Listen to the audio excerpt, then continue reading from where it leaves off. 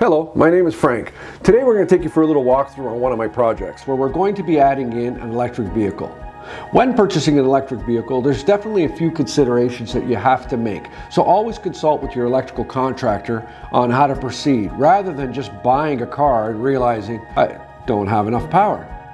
In this particular case, we already have 200 amps available to us through our main breaker. And based on the size of the home and their current loads, it's not going to be an issue in order to add an electric vehicle, where in some cases it may be an issue. So always consult with an electrical contractor regarding the loads that we're going to be needing for your new electric car. As we could see, we ended up bringing through 100 amps worth of power into the garage. Now it may seem like it's a lot of power, but if you end up buying certain models, they will require more power, and it also gives you the flexibility of adding in different things.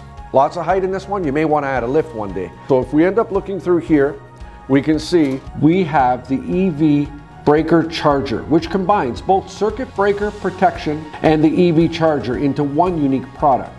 On the left hand side, we've added in a regular breaker. I'll move over to this side here and show you what we've done on the other side. The EV smart breaker is installed to the main panel, and it comes to this junction box here, which is provided in your package.